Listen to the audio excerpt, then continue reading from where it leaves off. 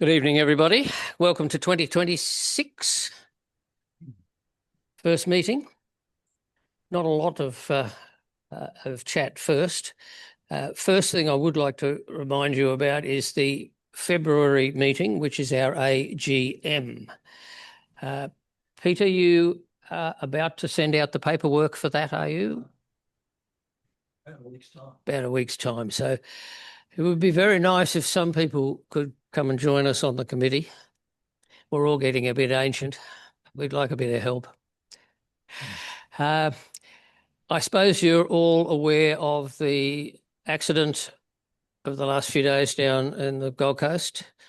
And Greg Ackerman, some of you may know Greg Ackerman, but he's been very influential in the Queensland Air Museum. He's supplied about 5 of QAM's aircraft, including the Hawker Hunter. So he's a great loss and I believe he's also helped a number of other museums as well. I never personally met him, but he's certainly part of our little group and a sad loss. Tonight, we're going to have 2 people from the RFDS, Michela and Nick, I couldn't write my own handwriting. Nick and Michela, who will tell us a bit of the background history of the RFDS, and then we'll move into today. That cover the situation pretty well? Okay. You will, I think, have someone on Zoom when we get to the point of being able to see them. There's a fellow by the name of Ben Danica. Does anybody know of Ben? You would, of course. We're all on the same email. Ben was a pilot for RFDS out of Mount Isa and was primarily responsible for the drover that sits on the pole up there.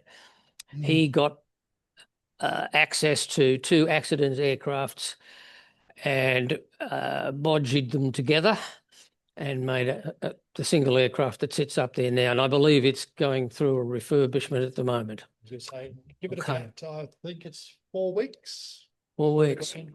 Okay, so Ben will be somewhere in that group in there, I'm pretty sure. So I'll hand over to you with this. So good evening. Thank you for joining Nick and I tonight to talk a little bit about the Flying Doctor. We're very happy to be here and sorry that it's taken a couple months from our original date. So we're here primarily, we'll talk about the Royal Flying Doctor Service at the national level, but you're probably aware that we're a federated system, so we represent Queensland. So we'll start with acknowledgement of country. The Royal Flying Doctor Service acknowledges the Australian Aboriginal and Torres Strait Islander peoples as the first inhabitants of the nation and the traditional custodians of the land. So a little bit about us. This is a motto we say a lot at the office: the finest care in the furthest corner. As you know, the Royal Flying Doctor Service is dedicated to providing vital health care no matter where you work, live, or travel. We'll be having our 100-year anniversary very soon in 2028. So in nearly 100 years on, the Flying Doctors expanded. We started with emergency retrievals to provide a whole slew of services, including interfacility transfers, primary healthcare clinics, mental health consultations, telehealth, and even oral health services, which we deliver by vehicle. We're patient and safety focused. We're Australia's 3rd largest fleet. Did anyone here know that? That was news to me recently. Thankfully, I believe Alliance sold a couple of aircraft, so that's how we came from 4 to 3. We slipped in there. We slipped in the top 3. So with Australia's 3rd largest fleet of civilian aircraft, and what our pledge is to arrive to any emergency landing strip within a 2-hour time frame. And that's anywhere in Australia, 24 hours a day, 365 days a year. So this tasking keeps us quite busy. So that's a little bit of the basics, which I'm sure you know. So just to throw a few numbers at you, we've got 23 aeromedical bases across Australia and 9 here in Queensland. 88 aircraft and 300 road vehicles. Some of the other sections operate, you may know, mostly through road vehicles. We don't do that here. We've got 2,370 of those beautiful medical chests over there, and about 1,400 of those are just here in Queensland, and 2,000 staff nationwide, over 600 in Queensland. So we are a large portion of all that, of all those numbers. So every day, just to give you an idea of the numbers, we have 62 health clinics providing vital health in remote areas, about 100 patient aeromedical retrievals and transfers. Here in Queensland, I think we average about, I say 30 a day. It's actually between 40, 45 a day. Oh. And we'll bring about 25 patients a day into the Brisbane hospitals. Yeah, so that's 150 patient road transfers. Mental health consultations is a growing area for us. We're really focused on developing that. Primary health consultations and flying over 100,000 kilometers every day. I think those are pretty impressive stats. So I'll talk a little bit about the history. And if anyone wants to chime in, feel free. Yeah, so where did it all begin? The man on the $20 note, Reverend John Flynn. So he was born in 1880, and he became a Presbyterian minister in 1911. And one of the first things he championed when he became a minister was to go out and deliver a report on what the remote communities were doing. He was always interested in that. So he went out on his camel and went to survey. He was in northern South Australia, kind of went inland through there for a month or so. And he wanted to see what the state was. And he wanted to deliver back a report to talk about the spiritual, social, and medical needs of the people. And this was the theory of the mantle of safety that he wanted to offer came from. And he wrote his paper, and that's what came back. The Presbyterian Church supported him, and that established the Australian Inland Mission. So we all know what the Australian Inland Mission is, you know, a series of bush kind of remote hospitals by these very brave nurses. I always think about them, or sisters, that went to go work remote. And at least there was a place to get to in a time of need to get some rudimentary medical service. So that was how everything sparked and took off, delivering some sort of essential medical care in remote areas.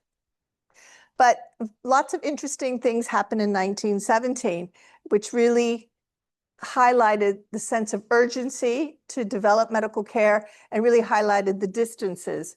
So I'll talk first about the gentleman at the bottom. Has anyone ever heard about Clifford Peel?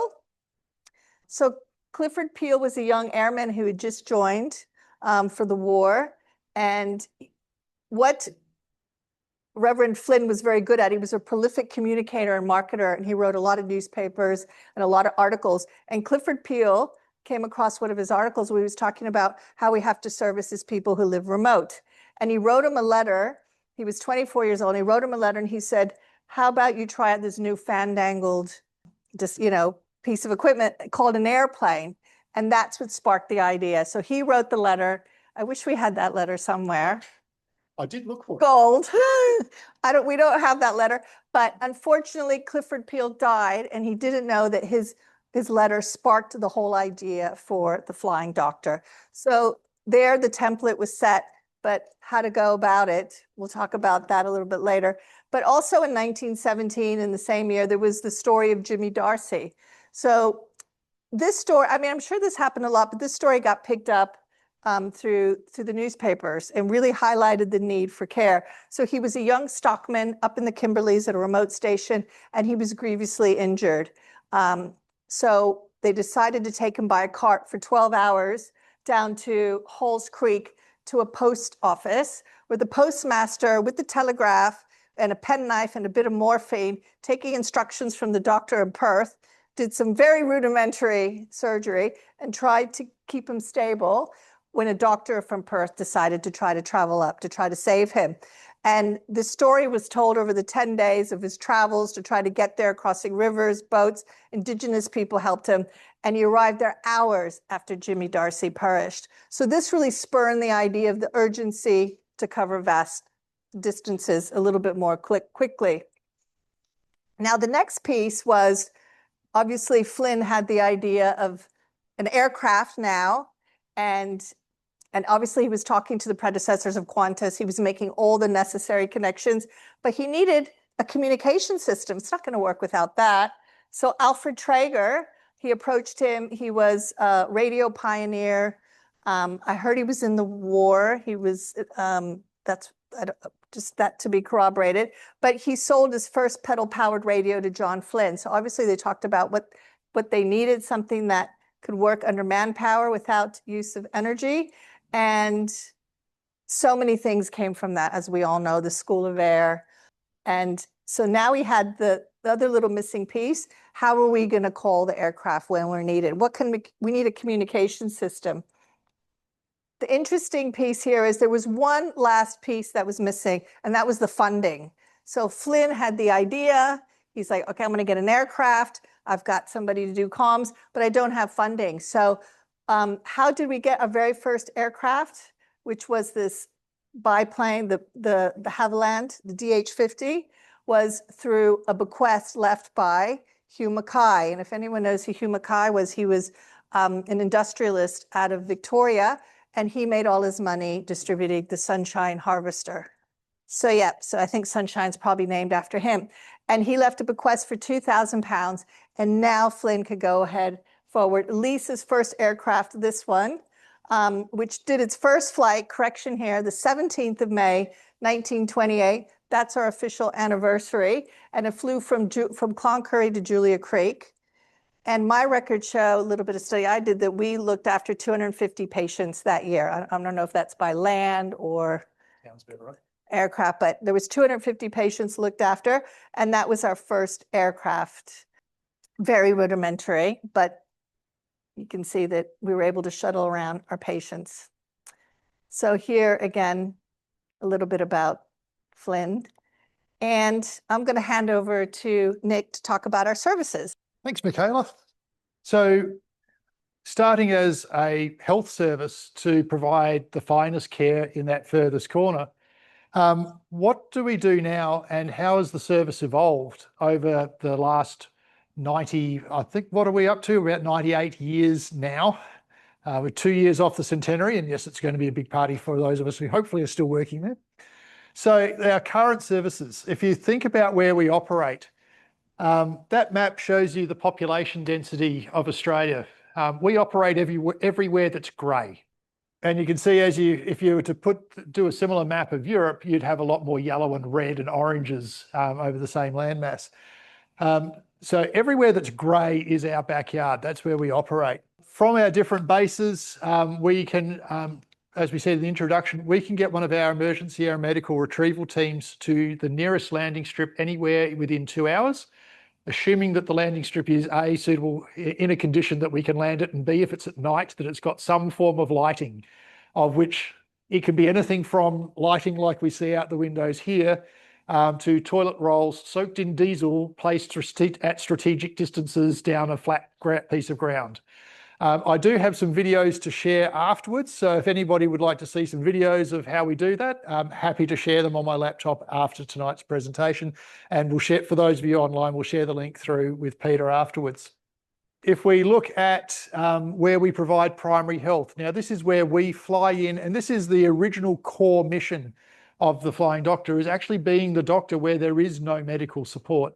And I had the privilege last week of finally joining one of the crews out to one of these communities.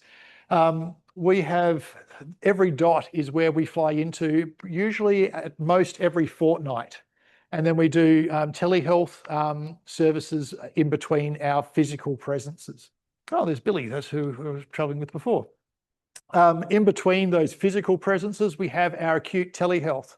So for those of you who remember HF radios and the Traeger HF, moving into the Coden HF, there was someone who was working with Coden before. We now are all satellite phones and video conferencing. And some of the technology which we've now got just enables our clinicians to provide just that next level of care and diagnosis. And I'll explain a few ideas there. That's our telehealth base in up in Cairns. Our medical chests are a unique life-saving capability. There's 2,700 of them around the country. We actually have to have special legislation to enable that medical chest because there are life-saving drugs in those chests which are normally not allowed outside of a hospital and senior ED environment, yet we're allowed to have them distributed all over the country by people with basic first aid training. But that works in as part of our acute telehealth service. Again, how do we provide the greatest, that best care for you in that time of need? Like I said, 2,700 chests all throughout Australia. About half of them are here in Queensland. Just over 1,370, I think, is the latest count that we've got. And fun fact, if you've ever been on a tour boat out to the Great Barrier Reef, it's a greater than 90% chance that that boat actually has one of those chests on board. So we provide the chest free to remote communities, but we can also provide it on a commercial basis where we can, again, be of benefit to the community. Oral health, we have a very large semi-trailer that goes all around Queensland, different types of vehicles. There is nothing that can't be done in that truck that you will get done at your dentist. And as part of that program, they also go out to the schools and do all of the oral health and preventative education to school kids, as well as doing any form of dental treatment free of charge to anyone in the community that we visit. And they generally go and do a 1 to 2 weeks in each community once a year on a loop around. Mental health, absolutely important. So we run 3 major mental health programs, one up towards in far north Queensland, up the Cape. We also do Outback Queensland, which is based at Longreach and Charleville, where we do a lot.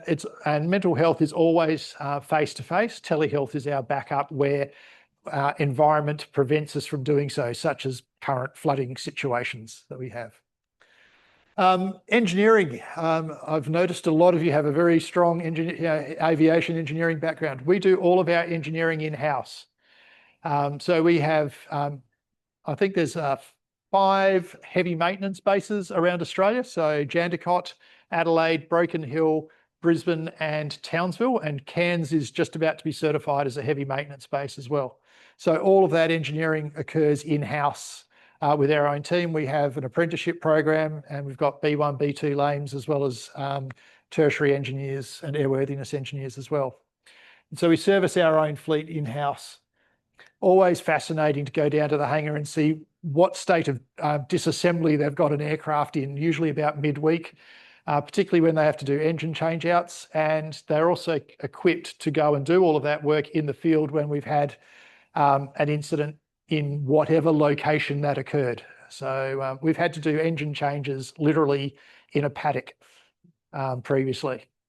So with all of this, solving unique problems is what we do. So if you think about, we were solving that unique problem back in the teens and the 1920s around how do we get over this tyranny of distance. And we'd like to say sometimes we do version 1 and we are very good at iterating and improving the service. I can certainly say that the patient experience that we give you now is not an open cargo hold on a biplane with an open cockpit with the pilot sticking their head out the top. They're all now absolutely sea-level pressurized King Air dual turbine props, which we'll get to a bit later. The Traeger pedal radio, including the Morse typewriter, and then obviously the voice radio. Again, they were leading innovations for their time. If we start to jump a little bit forward, not every innovation has to involve technology. This chart, of which we've got a copy of as part of our medical chest, was to solve the problem. It was designed by one of our nurses to design the problem of how do we try and describe where a patient has pain, remembering that you're trying to communicate over a HF radio. And I suspect you've all had experience with the fantastic audio quality, not of a HF radio. So by having numbers on the front and letters on the back and everybody having the same chart, that drastically improved the diagnostic capability of the doctor over the HF radio to know where the pain was. And that gave them some clues as to what sort of treatment that they needed to provide. But if we jump forward to today's, some of the innovations that we have today, this is our Brisbane-based clinical training centre. So all of our nurses, for example, they're all minimum 5 years ICU senior ED experienced nurses. In the aircraft, there is no backup button. There is no button to press for help. You are the help. So they're very experienced, very skilled. So we have to put our nurses through regular training, regular experience, but we don't just put them through it in a classroom. Our classroom has a killer sound system and wraparound projection. So we can actually put them into the environment which they have to operate with all of the surrounding noise, lights.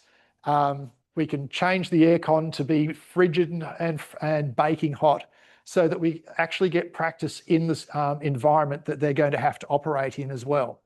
And we put them under the stress of the environment because, like all good training exercises, you want training to be worse than reality, or at least that's what they trained me when I was in the Fireys a very long time ago. Our pilot simulators, I thought this, we've got just about every type of simulator available to us. This is the PC12 and PC24 simulator that they run down in Adelaide base. It's a virtual reality touchscreen based, and I'm sure there's a proper technical term for it. I apologise if I'm not using the right phrase, but that setup can be reconfigured between the PC12s and 24s in about 25 minutes by just changing out the physical controls, and then all of the panels and primary flight displays are all projected so they can instantly reconfigure it to the different avionics suites of each aircraft. In Queensland, we, thanks to some very generous donors, we have a full motion King Air 360 simulator built by TRU. It's the only type of the simulator in the Southern Hemisphere. And that again, that's based up at our Bundaberg Aviation Academy. Again, it means that we can put our pilots into just that next level of drills. We can put them into the scenarios and make sure that the pilot training is right where we need it to be for all their unplanned things. If we look at some of the other innovations, the King Air B360 aircraft we have is the first fixed wing aircraft where we can just take the stretcher that you come in from the ambulance, and we just load that straight on board our aircraft. It's the only aeromedical aircraft in Australia that has that capability. Every other aircraft, you've got to swap between the ambulance stretcher and the aircraft stretcher. We either have to do that beside the wing or in the hospital beforehand, depending on what level of care is needed. When we actually went through the design process of this with a company called Helimods up at Caloundra Airport, we actually built all kinds of different 3D models, and ultimately we went to the full-scale replica model to test the design to make sure that everything worked and interacted properly before we then committed to the final build that then went into the aircraft itself. And we believe that the full-scale mock-up was the first time an aeromedical configuration had been built to be able to test everything. And we actually spent days with our clinical crews to make sure that everything worked properly before we committed to the final build. And that meant that we've had, every aircraft has commissioning issues. I would be lying to tell this audience otherwise. But they weren't major. They were very easily fixed because we knew that operating dynamics and human factors had been taken into account. So yes, that's the cabin design. We can put two patients in that particular aircraft of 260 kilos each for the patient, plus all of the kit that goes on board, depending on what that patient needs. And it's all powered and lifted. So again, we don't break our nurses and doctors and pilots in trying to load patients. This is something that's very cool. You may have heard of the golden hour, particularly with strokes. So our friends in South Australia, RFDS, are working with the Australian Stroke Alliance, and we've built a portable CT scanner. The idea is that we can, when we arrive on site, we want to get, in stroke treatment, we want to get the right drugs into you within 2 hours of that stroke occurring, which is right on the time it takes us to get to you. So no matter where you are. So this particular device will actually do a portable CT scan and then tell us whether it's the aneurysm type or the blockage type stroke that you've occurred, so that we can then give you the right medication. And it's very important that we give you one, because if we give you the right medication, it gets the right outcome. If we give you the wrong version, it just makes the problem a little bit worse than what it was. So this is an innovation which we've been working with, and we're currently doing field trials out of our Adelaide base with this particular device. Another initiative that we've developed, again, everything doesn't have to be equipment or engineering, is Marie, who's our first flight nurse practitioner. So a nurse practitioner sits between our senior flight nurses, who are already exceedingly qualified and experienced, and our medical officers. And by bringing in our flight nurse practitioner, they can sit in between. So they have extra clinical privileges, not quite to the same set of the emergency ED doctors that we take on board, but certainly a lot more than an average senior flight nurse is able to perform. And again, that just means it gives us another tasking opportunity. This is actually our flight nurse practitioner program includes several years of additional study and practice, as well as gaining additional qualification through scholarships. And we've actually found that the flight nurse practitioners have been able to, in 98% of their taskings, improve the patient outcomes compared to having to wait for a doctor or not transporting the patient at all. So again, we're always looking for that innovative, finding that problem, and let's try and find a solution. It's the DNA of our organisation. Finally, there's this thing called ECMO, and we have a configuration of our aircraft for ECMO transport. It stands for external cardio something or other oxygenation. And sorry for those, if you've got a clinical background. It's the heart-lung bypass machine. So we can transport patients on board the aircraft who have no functioning lungs and no functioning heart. And we did that 3 times last year. So again, if we don't care how sick you are, our mission is to get you to where you need to be. And if we can if you're alive, we're going to do our level best to keep you that way and get you to the level of care that you need, even if it means configuring one of these transports for you. I'm just blown away that we can even move someone on ECMO, but yet we do it regularly.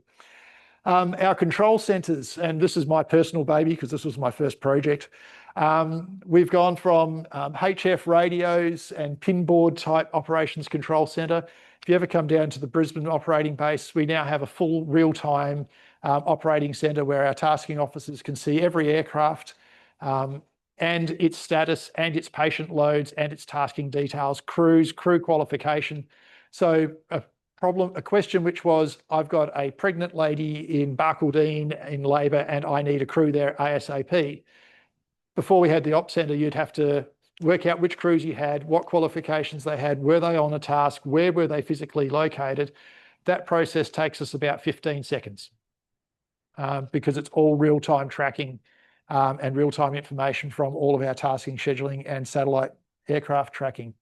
Which brings me to aircraft tracking. So again, our problem is that we operate where there is no radar, no internet, no everything else.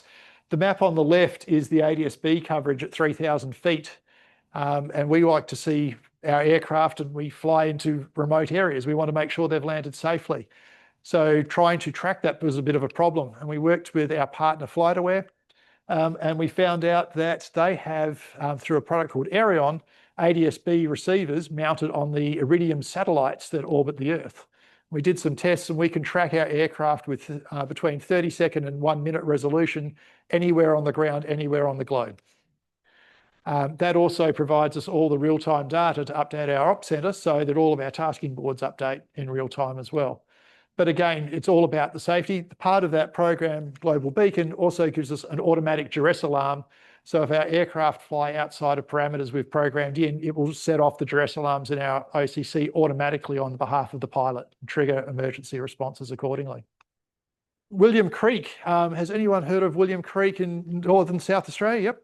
So we have there our first virtual, they call it the virtual reality clinic. It's a combination of equipment and processes coming together. So we've built our clinic at William Creek. It's right beside the airport. But what's really interesting is that we have our virtual ED room. So you can actually come up, if you press the button, you'll get immediate video conference calls to the doctor in Port Augusta. They can put you inside. You've got all the medical monitoring equipment. They've got the video, two-way video and audio. They've got remote dispensing of from the medical chest so that if you need to put an ECG on, they can walk you through how to put the ECG on. They can put the monitor on and again, just helps them with the diagnosis so they can then work out what's the immediate treatment we're going to do. whilst we then get the aircraft task from Port Augusta or Adelaide to come up to William Creek to get you and bring you back to Adelaide. That's the first of its type in Australia. We're certainly very closely monitoring that to see how that model could work in other communities as well. AI and support, data's the new oil. I am the General Manager of Data Integration. You do have the tech guy that loves stats presenting tonight. Starlink has been an absolute game changer for us. So that means that we've now got data connectivity in all of our clinics. It means that we can increase our video conferencing and information sharing. So previously, in fact, about 6 years ago, everything was done on paper outside of the office. About 5 years ago, we started having computers and electronic processors where we were running in offline mode on applications because we got them working successfully. We can now, with Starlink and increased bandwidth, have the same systems, communications, diagnostic tools as you would in your suburban GP practice in the middle of nowhere. Literally, with the dental truck, it's mounted on the top. Wherever the truck goes, we've got connectivity. Being the Historical Aviation Society, I thought you'd probably be fairly keen on the history of our fleet and how that's evolved as well. So we started about how we talked originally with the DH50 biplane, chartered, was it 2 shillings a mile? Yep, 2 shillings a mile, back in 1928, leased from, of course, the Qantas and Northern Territory Aerial Service. Queensland and Northern Territory Aerial Service, yeah. So whenever I take school kids through, I say, that's the Qantas plane in 1928. And that's not to actually show that it's written on the side that they agree that that's a Qantas plane. As we went into the 30s, the aircraft evolved, still an open cockpit, but we actually had a sealed cabin in the DH-83 Fox Moths. And then into the, yes, I was going to say that was used here in Queensland as well. Still the open cockpit, unpressurised. And then into the Dragon DH-84s. Again, these are still, whilst they were RFDS aircraft, they were owned and operated by other parties and chartered to us. As we moved into the 40s and 50s, eventually as we came into the 50s, that's where things changed for the Flying Doctor Service. One, we became royal, we got our royal title when Queen Elizabeth II came to visit Broken Hill in, I think it was 1956, if I get my stats right. But also that meant we started owning our own aircraft, owning and operating our own fleet, starting with the de Havilland Australia DH3 Drover. That's the aircraft that you'll see it's going to be re-unveiled at the new Mount Isa base in about 4 to 5 weeks' time. Or if you visit the RFDS base in Broken Hill, there's one on static display there too. And there's one also in Caloundra at the Queensland Air Museum. I think there might be one there as well from our research. And that was a big game changer because, again, you had a lot more, much bigger cabin, more spacious. We could put stretchers in, but again, very advanced for the time, not as advanced compared to what we can do now, as we see from inside there. And there's Queen Elizabeth in front of, in 1956 at Broken Hill Base. We also had the Drovers operating in Queensland, and the photo on the left is operating up in Weipa. As we moved into the 70s and 80s, that's when we brought on the Queen Airs, the B-65s and B-80s aircraft. Those are up in our Cairns base. And I believe if Mr. Deniker's on board, he may be making, that was Ben, I think might be you there in the bottom right-hand corner, unloading the patient. Again, as the aircraft became owned and operated by the RFDS, we could then modify them more. So you'll notice that we have, for example, the swing-out crane to be able to lift the patient up and down, again, to give us more capability of different patients. And that swing-out crane we still have on about 6 of our aircraft here in Queensland at the moment, called the TAS outfit. Some of the aircraft were also in clinic mode, and we sometimes use the aircraft for all kinds of things like hooking up the baby scale. And I suspect they didn't actually park the plane right beside the person lying on the ground, but yes. And then as we progressed, coming into the late 80s, that's when we had the King Air 200s. That is Ben. Yep. Or at least the photo said it was Ben. If he's online, he might be able to confirm or deny. But again, you can see that the aircraft, all analog dials, but state of the art at the time that it occurred. In our New South Wales cousins, they did operate quite a few of the GAF Nomads. Again, if you're travelling to Broken Hill, this used to be the Gate Guardian at Broken Hill Base, and it's now inside the hangar as part of the visitor centre, having been restored again. We have used quite a few Cessna Caravans, primarily for what we call our primary health clinic runs. And that's where the aircraft are configured as a passenger aircraft rather than a retrieval aircraft. So we do use we have every aircraft configured for a specific purpose. Over in WA, they also used a variety of Cessnas. We had a slight change of logo for a couple of years, particularly over in the West. But now our current fleet, as it stands today, as of today, we're still the third largest fleet. But if Alliance goes and buys a couple more, then we swap places again. So the current fleet, we've got the King Air B200 and B200C. There's 26 of them in the fleet nationally. We have about 15 of those here in 16 of them here in Queensland. They'll carry 2 stretchers at any given point in time. We have the 200C with the cargo door, which allows us to have the swing out crane and take heavier patients. The 200s, let's just say if you're more than 62 centimetres across in the shoulders, we can't slide you through the door. So that's one of the challenges of the particular 200 fleet. We also use the 200s for our clinic visits these days. And we've got 4 aircraft in clinic configuration at the moment here in Queensland. Inside, claustrophobics need not apply because it does get a little bit crammed depending on the care need of the particular patient. So the picture on the left, you can see we've got the patient monitor, we've got a ventilator. It doesn't look like they have many drugs on this particular patient, but we can actually get to the point where you've stacked the equipment up and it curving with the roof. And then we've got, you can see we've got clip rails along the roof for drip bags and medications and other monitoring equipment as well. Whereas with Haiti and our great patient on the right, it's a bit more comfortable because, hey, that was actually a setup job as against a real patient on the left. Our Beechcraft 3H50 CHWs, cargo door, they are a bit of a mainstay, particularly in New South Wales.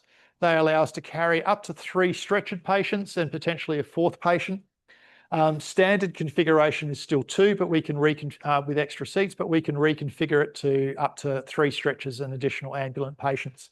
If we do a neonatal retrieval, we'll generally take one of the 350s because I like to say that the smallest patients come with the most amount of kit because we have to take all the adult stretchers out, put the neonatal cot stretcher in, and we also have to put extra seats in because little babies come with a parent, a specialist neonatal nurse, a specialist neonatal doctor, and usually another person or 2. So it takes us about 45 minutes to reconfigure the aircraft to do a neonatal retrieval, and then 45 minutes to put it back into normal retrieval mode afterwards as well. The King Air 360 CHW, that is the pride of our fleet. It's the newest aircraft that we've got here in Queensland. I think it's a 1,050 horsepower Pratt & Whitney PT6 jet turbine with 5-blade variable prop. We're the first operator with that combination of propeller, engine and airframe. We've also done quite a bit of work upgrading the brakes to allow us to land on dirt if CASA ever allows us to do so, because it's currently considered a, RPT over 5,700 kilo classification. And they don't, apparently CASA's not a big fan of them landing on dirt, even though we've configured the aircraft so that we could, if we get that sign off. But that is the latest in the fleet. That's the one where we can take the ambulance stretchers. So when you come on this particular aircraft, you'll come straight out of the ambulance and we have got power lifters and loaders on the same stretcher. So again, patient comfort, patient safety, absolutely the focus of the design of that particular kit out. The PC-12 is our other outback workhorse. It's the prime mainstay of the fleet in Central and Western Australia. So we've got about 40 of them, more than any other type of aircraft in the fleet. And they actually have a mixed role between clinic and aeromedical.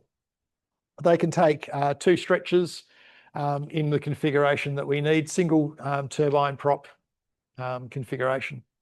In Central and Western Australia, the pride of their fleet is, of course, the Pilatus PC-24 jet. Everybody loves a good-looking jet, and the Pilatus 24 is a pretty good-looking jet. I may be somewhat biased. They can actually take up to 4 stretchers on board. And when we talk about stretchers, we're talking about critical care patients. So we're talking, if you're on a stretcher, you can be anything from a broken leg, can't walk and talking, to on a ventilator, or with multiple drugs, infusions, very high dependency care.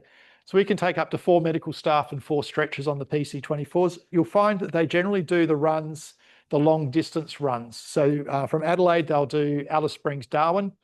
From Perth, they actually run up the coast to, is it Broome, and then back. Because again, whilst we're Royal Flying Doctor Service of Australia, we're actually Royal Flying Doctor Service of Australia in Queensland that works with the Queensland Health System, and then Western Ops works with the Western Australian Health System. South Australia works with the SA Health System, I think, and each of the health systems have different requirements and obligations on us that we have to work with. But the jet is a very nice jet and very spacious. We think that they are spoilt for space when they operate that particular aircraft. Then they come into our King Airs and they go, okay, yeah, I can't move very well. I think my standing inside was about this. Whereas the King Air, no, I'm down right like this, and I know my backside is about that far off the floor and my head's about that far off the roof. So in the King Air. How do they go with casket those? Because the PC-24 is a rough fuel paper. They actually have the off-field certification. So they're the only jets in Australia that are outside of the military. Well, so I rephrase that. I am led to believe, always happy to be corrected, that they're the only jets certified by CASA for dirt landings in Australia, which is why we're a little bit miffed. But we'll leave that for an afterward conversation. I've also got a video that you can see, and they've actually done the highway landing drill with the PC-24 as well. You may or may not be aware there are sections of highway strategically located around Australia where they are designated RFDS emergency landing strips. About once a year we activate a strip, usually because the community's dirt strip is too wet for us to use. But we always like watching the videos when they come back from doing the highway strips because it's just something unique.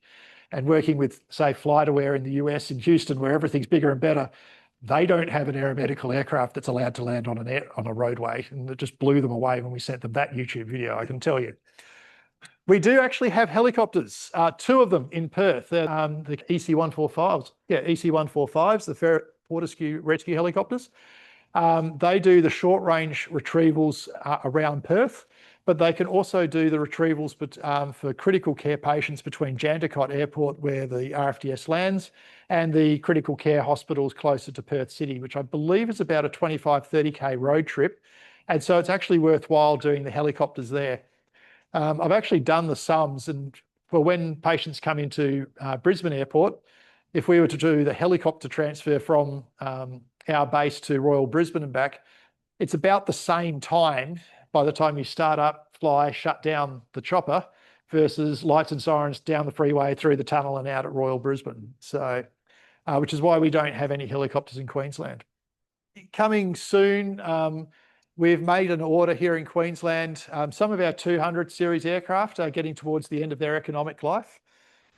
We do follow I think is it the 20,000 hours, 20 years, 20,000 cycles is our target. We've got a few aircraft that are a little bit beyond that, but the capability of the 200, particularly being under 5,700 kilos and being a GIA certified aircraft, the 360s, we didn't get that permission. So we're now actually looking to purchase some Beechcraft B260s, which are the next generation. But again, we're looking there as to what's the mission profile that we need for that particular aircraft. Queensland Health are asking us to be able to carry 2 patients again, and use what's called a striker stretcher, which is the ambulance stretcher. on board. It will have a cargo door, again, high performance flying characteristics, but we've got to keep it under 5,700 kilos so we can keep that GA certification to get it into the 1,400 remote airstrips that we have on our records, and we fly to about 260 of them each year. So when we share the presentation, there are a whole series of YouTubes. I'm happy to, for those of you who are here, I'm happy to pull out the laptop and show them to you at the end of tonight's presentation. For those of you who are online, happy to send you there. We've also put a couple of interactive maps around where we've landed between 2020 and 2024, showing the different airports that we've located, about 260 all over the place that we land at. And we also have a test map there for Greenvale. So one of the exemptions that we've been able to achieve is short field landing performance in the B200 aircraft. So, and for those of you who know better than me, please correct me, but I believe there's a factor of 1.43 that we've got to add to the manufacturer's minimum runway length in order to do that, which means for a King Air, we need 1,500 to 1,600 meters of runway. And let's just say a lot of runways we land at are only 1,000 meters long. And so we needed to have exemption from part 135, the rule, which we've achieved, but part of that was actually tracking and proving that we could safely short field land our aircraft. And part of that process is we used the GPS trackers on the aircraft and showed where was the touchdown point, where was the stopping point, and where we within that. And generally on a short field landing, we can pull the aircraft up in about 600 to 650 meters, which is well inside the manufacturer's specification with the reverse thrust, reverse pitch on the props. With that, I'm trying to work out, I'm actually ran ahead. We were worried that I was going to speak for too long, but we would love to take any questions. Yes. So the question was I'll just repeat it for those who are online. Who funds it? We are about 70% funded by the state government, 20% funded by the Commonwealth government, and the remaining 10% is funded through donations and philanthropic grants. The way I like to describe it is the government pays us to operate, our donors and supporters allow us to innovate. And our donors and supporters are also very critical in all of our capital capabilities. So nurse practitioners are a great example. That was funded, the education program and the staffing was actually funded through philanthropic donations tied to a specific program, because they thought that nurse practitioners could be of benefit to us and to the Queensland public. And so they funded that program for 3 years. We were able to show that, yes, we were able to improve response time and improve patient outcomes through using a nurse practitioner when a medical officer wasn't available. And now the Queensland government is considering picking up the tab for that. Similarly, our dental service was actually funded through a corporate sponsorship initially that allowed us to buy the truck and fund the first 2 years of operation.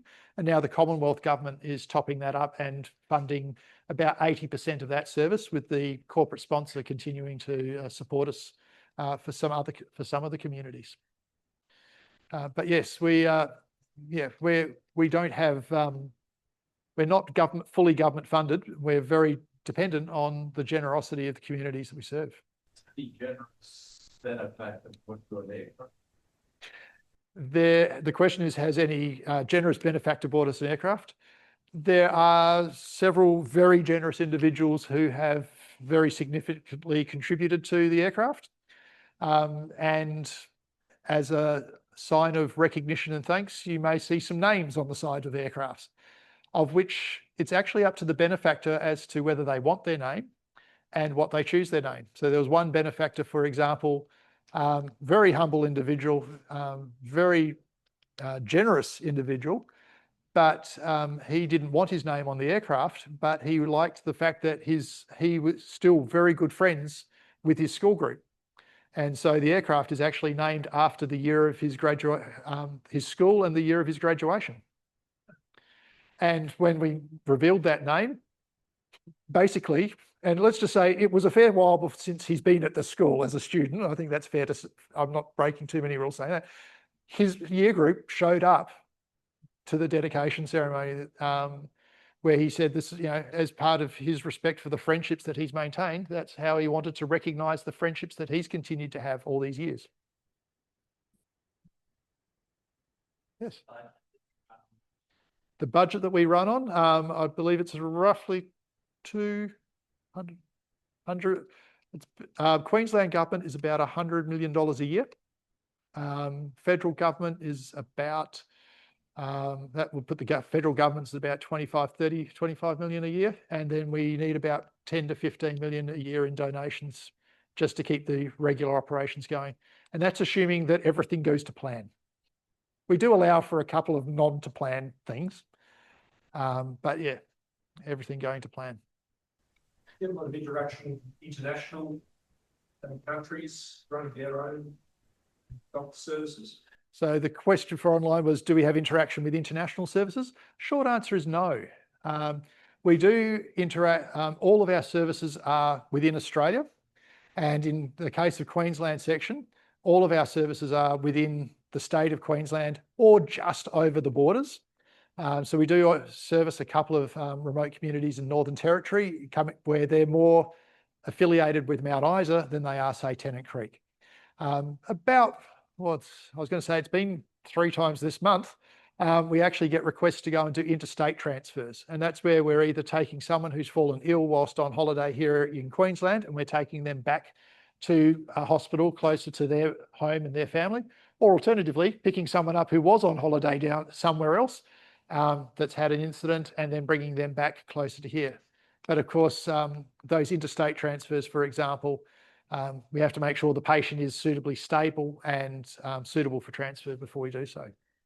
Life Flight do, if you do have international retrievals, our friends at Life Flight with their long-range jets. So the model of aeromedical retrievals, yes, because of course we were the first civilian aeromedical service.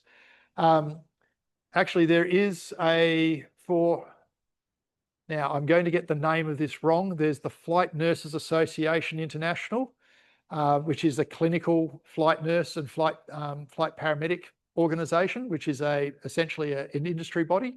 And yes, a lot of our flight nurses are members of that body, and they've actually gone and presented at conferences and participate in their education programs. I think the last one was down in... Where in the world are they? Well, there's actually a flying doctor service in New Zealand, and this last conference was in New Zealand. We also have King Air-based aeromedical services in Hawaii, North America. Norwegian Air Ambulance have jets.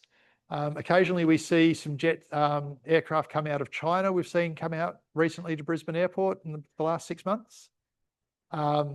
Life Flight have their operations in Brisbane, Townsville, and they've got an aircraft based in Singapore as well. Is there any links between RFDS and organisations such as the McGrath Foundation? Is there links between us and the McGrath Foundation? I am pretty confident there is somewhere a link with the McGrath Foundation. There are a lot of those large benevolent organisations that do support us for different programs at different times. But I can't talk specifically, well, even if I did know, I can't talk specifically about them, but I can say, honestly, I don't know about that particular one, but I'm pretty sure I've seen them somewhere. I just can't remember where. Yes. And any relationship with the Air Force and their aeromedical evacuation role? So the question is, do we have any formal relationship with the Air Force and their aeromedical service? I don't believe we have a formal recognition, but a lot of our retrieval specialists are actually part-time with us. And so I know there's our head of digital health, who is both a retrieval doctor and a primary health doctor, is also a doctor with both AusAid and the Australian Defence Force. Because yes, I know that particular person has an active, and he was trained originally by the Defence Force before coming to us, and he maintains an active relationship with the Defence Forces. I know a lot of our clinicians have had medical training from the forces and then are in reserves. A lot of our medical officers that are part-time will have a number of different roles, either with Queensland Health EDs, but also with other providers. and also with Defence Force. It's always stuck in my mind trying to study and find out something on concentrating how you could go in a crisis, Cyclone Tracy or the Bali bombings and things with equal resources that are part of both organisations. Yes. So for those online, the question was how do we move when you've got major big events like Cyclone Tracy or Bali, and you've got all of a sudden a large contingent of people going. That's what happens to us. It's what we do. So if we did have that situation and our medical officers were, for example, recalled to go off to such a major event, essentially the attitude of the whole team is, okay, now how do we keep going with our service? And so everybody else starts stepping up and kicking in. So clearly you will never get me on a flight as your medical officer because, as I like to joke, my clinical training is the first aid certificate. But our other medical officers will kick in, and then we'll also work with our partner agencies like Queensland Health and Queensland Ambulance in times of need, because it's of mutual benefit for us all. I think there's a question up the back. That's completely free to the patient, or is there a patient contribution? So the question is the service completely free? Absolutely free. It does not cost you a cent. There is never a charge to the patient. I love that TV program. Yes. So where else in the world does that get shown? So the question was about the RFDS TV show. It's actually been syndicated globally. It's being picked up in the US. It's available on a number of different streaming platforms around the world, as well as being shown in different countries. The UK is one of the primary audiences of that.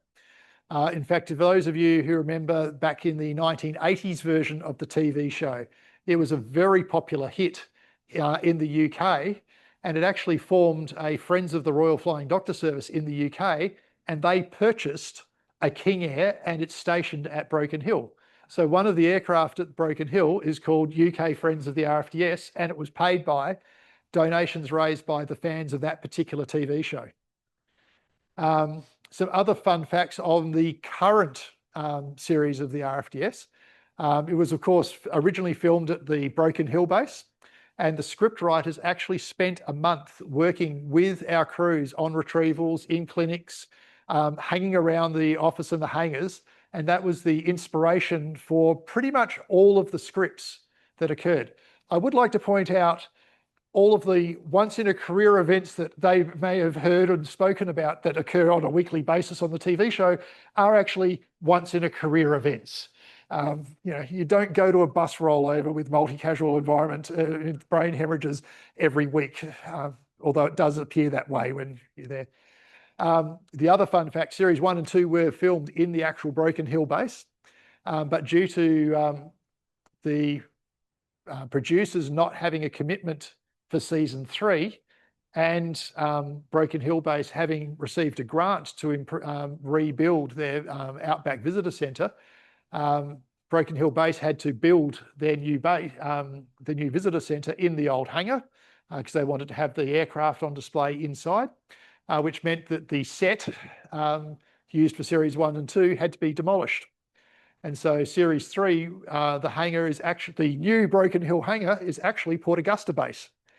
And the street scenes that they filmed in Broken Hill were actually filmed in Quorn, about an hour's drive north of Broken Hill, Port Augusta, which is why if you look very carefully in the background, they still use the King Air from Broken Hill for all the flying and the patient transfers, but the hangar is full of the PC-12s based at Port Augusta. Some fun facts. It's Hollywood. So yes, like I said, you don't take too much serious of the once-in-a-career events that occur weekly on TV, but I thought they did a pretty good job with continuity given the constraints they had to work with between series 2 and 3. Sorry? Do you get a benefit out of it? Do we get a benefit out of the TV show? Exposure. Let's be very honest. We're very well known in the communities that we serve. In fact, when I went last week to the community where we ran a clinic, or went to the local post office, literally 2/3 of the community notice board was all about when is the clinic coming, how to meet the doctors, what's the latest health information. And then there was a couple of posters about Australia Day. Whereas we're not as well known in the capital cities. Most people in, say, Southeast Queensland would know of Life Flight and the helicopters, but they wouldn't know about us. And so what we found is the TV show has very much broadened knowledge about who we are in the areas that we don't service, but where the population is. And that's quite critical to us, because if people know what the service we have, I like to describe us, we're the airline and the health service you want to have but never want to use. So yeah, that's our benefit. To potentially expand your question, no, we don't get any cash. But also, I think quite a few of the staff at Broken Hill and Port Augusta base did get to be signed up as extras. So yeah, they got to have a bit of fun. It's not that like in Victoria, quite dense. Yes. What is that? It's quite a tight map of South Victoria. Funny you should mention that. So if we go back to our mission, we provide the finest care in the furthest corner. We operate in areas of market failure. So if I put my strictest commercial hat on, we operate in somewhere because nobody else wants to. You can't, it's not viable for a doctor to set up a practice. So what we've been doing in rural communities in New South Wales and in Victoria, where the local GP clinic shuts down, we'll actually step in. We'll probably either buy or take over the clinic, depending on what happens.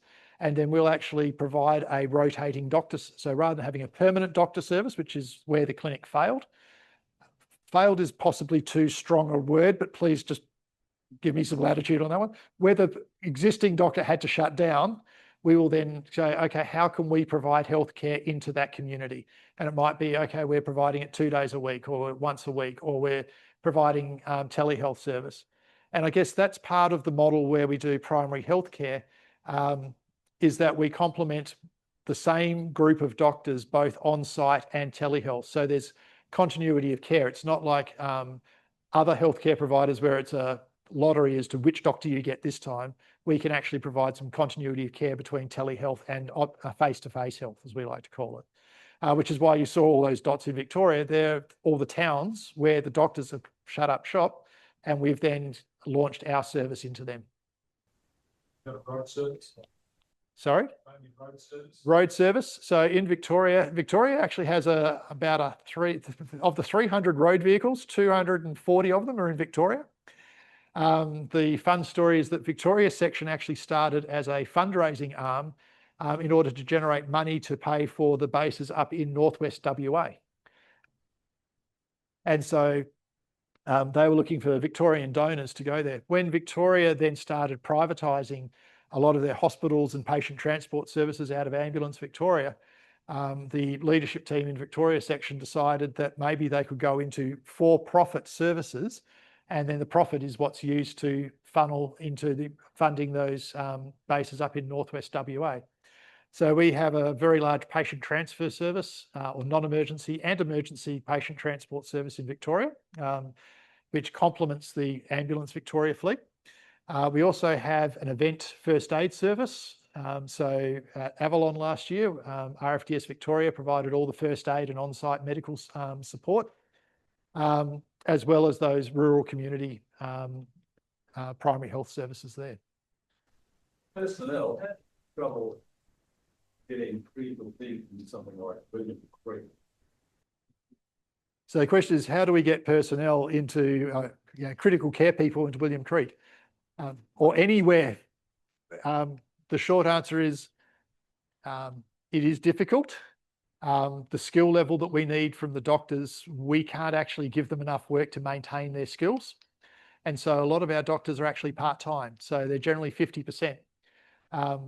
What they'll do is they'll commit to come to work for us for a week or 2 weeks, and then they'll be off for 6 weeks, and they'll have a secondary role at a tertiary hospital where they are getting the caseload, which allows them to keep their skills up. And so we have a lot of FIFO doctors, particularly into Mount Isa, Charleville, Broken Hill, Cairns, Dubbo is not too bad. In South Australia, all of the critical care doctors are actually based out of Adelaide, and then they'll position up to Port Augusta before they go and do their rotations out. Aircrew, we're actually pretty good. We can actually attract aircrew into all of our base locations, and that's on the basis of the type of flying that they do. We have had a pilot shortage nationally for quite some time. Let's just say COVID, everybody wanted to come work for us because no one was flying. Post-COVID, let's just say we couldn't match the salaries on offer. Let's be blunt and honest about that. But what we've done is we've tried to appeal to the type of pilot that doesn't want to just fly the same routes on autopilot every day, that wants to fly something challenging, something different every day. So our campaign was actually life off autopilot. The campaign itself won a whole stack of awards. We now have a wait list of pilots for the next 12 months to come on board to us. That being said, minimum qualifications is what we call the mentoring program, which is our clinic flying, which is daylight hours into controlled strips that are well known, and you go to similar places each week. We're looking at a minimum 1,500 hours flying experience, minimum 500 hours turbine as pilot in command. An aeromedical pilot, you're looking at minimum 3,500 hours experience, 1,200 hours turbine, 600 hours night. And what we're looking for in our pilots is a variety of flying experiences. So if you've just gone and done circuits as a flight instructor, that's not the sort of flying that we're looking for. We're looking for the type of pilots that have gone to outback stations, that have done cargo runs into weird and remote airstrips, that are used to flying into different locations. So yeah, that's one of the challenges. But now that the airlines have sort of settled, and we're getting a name for very good pilot training, very high standards, and also friendly work practices. So our pilots will do 14 shifts in 28 days. Generally, it will be 50 day night, depending on the base. But you go home to your own bed every night. And that's part of the deal. We do have, let's just say, inducements to help people relocate to where our bases are, particularly the more remote bases. Things like housing and the like. Then you go to the demarcation between state operations when things, if this has actually happened last, I worked at Glasgow at the top of WA. Yes. We had to wait 8 or 9 hours for RFDS WA when there was flying doctors in Darwin when enough flying from jobless straight to Darwin, but it's going to be too much too political across the border or too much of a wait. So the question was, how do we deal with state boundaries and politics with difficulty? The challenge comes down to funding and certification and being able to work with the different health service. The other challenge is making sure that we've got the right capability for the patient that's required. So, for example, up in Darwin, we don't run the aeromedical retrieval service in Darwin. CareFlight Top End provide the retrieval service in Darwin. So whilst we've got a flying doctor base in Darwin, it's a primary health base, and the aircraft and crew there are not aeromedical configured. So the nearest aeromedical configured to, was it Truscott and WA, would have been Broome. Broome's the most northern, yeah, Broome. Broome would have been the nearest aeromedical crew. The other challenge that we've got is that we generally have one crew in each, 1 to 2 crews in each location. So depending on where that particular crew is, depends on what is capable for us. So we did a tabletop exercise when we were designing the ops centre about 4 years ago, and it was a car crash halfway up Cape York. And as part of the challenge was, okay, trying to work out where this car crash was. Okay, how's all the comms going? What's the requirements needed? Do we need cutting gear? Where's the nearest fire and rescue? Do we put fire and rescue on our aircraft in Cairns and fly them up? All that sort of logistics. And of course, just to make the training activity more complex, they said, oh, by the way, the Cairns crew is currently up at Horn Island getting a ventilated patient, bringing them back to Cairns. which means it's a minimum 2 hours back to Cairns and then they have to offload the patient before they can turn around and go back out again. So as part of that training process, we went through and said, okay, well, what about we've got 2 crews in Townsville. Can we get the Townsville crew up? Where's the nearest ambulance, field nurse? We look at things like where we've got primary health clinics, because some of our primary health clinics are overnight clinics. And we'll go, okay, can we get a doctor by road out to that location? And so that's part of the coordination of our ops centre, is looking at what capability and assets are around. We'll even fly, if we had to, we would have flown a crew out of Mount Isa to the Cape if that's what's necessary. But then we're looking at where do we get fuel and what's the range and what's the configuration of that aircraft versus the anticipated requirements of the patient when we get there.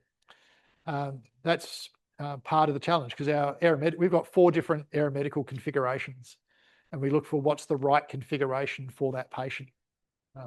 As the example, if the patient's known to be a decent sized person, and we'll call it 62 centimetres across the shoulders is the easy way to describe it, that rules out 4 of our aeromedical aircraft. So we have to then say, okay, we need one of those others. So we might need to get the crew to go back to base, swap aircraft, which is a 30-minute process, and then go back out again. We do quite a bit of coordination with the helicopters in different locations. The big one we do a lot of coordination with is Thursday Island, and I think it's Rescue 400 up in Horn Island, because we land at Horn Island, but the hospital's at Thursday Island. So it's either a boat trip or a chopper to get to the patient. So the crews always love getting their chopper ride when they go up to Horn Island. Yeah, bariatric patients or additional logistic requirements is what we might show up on for our tasking, for example. That would have no hoist or rescue gear. Yep. For the larger individuals. And that's why the 360s, for example, they're designed to take 2 patients at 260 kilos each. So that means all the lifting mechanisms, the stretcher, restraint systems, everything has to cope with the weight of a powered stretcher plus a very large individual. A 260 kilo patient, for the record, there's not a lot of spare room. And part of the challenge is making sure the patient's stabilised, because particularly on some configurations, there's not a lot of room to do. They have to do a modified form of CPR, because you can't stand on top of the patient and go like that when that's the height of the cabin. So again, that's part of the clinical skills training we've got to give our aeromedical crews, being able to work within those confined quarters and making sure they've got the right practices and procedures to work in that environment. Cool. I was going to say, have I run way over time? I have. I was going to say, online, any questions?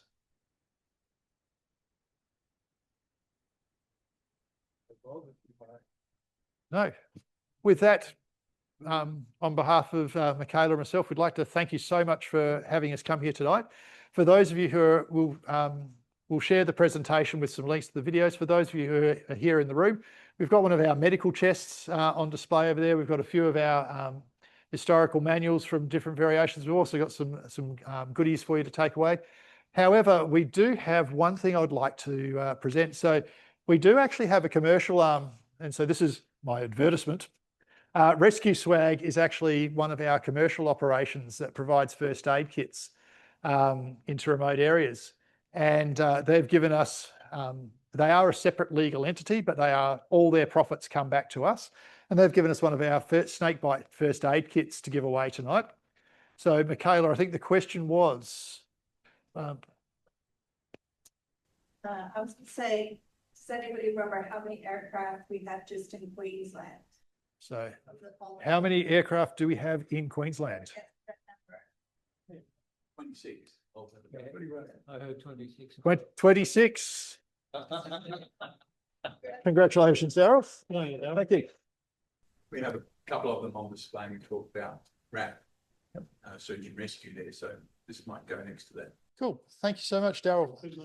With that. All right. Well, listen, thank you very much. I found that, I hope you enjoyed that as much as I did. I found that was really brilliant. So a round of applause for everybody, please. And it won't buy you another a 350. And so we won't get our name AHSAQ on the nose of an aeroplane, but that is a donation from us. Oh, thank you. That is very generous. Thank you. Thank you, gentlemen, and good night. Good night. Thank you.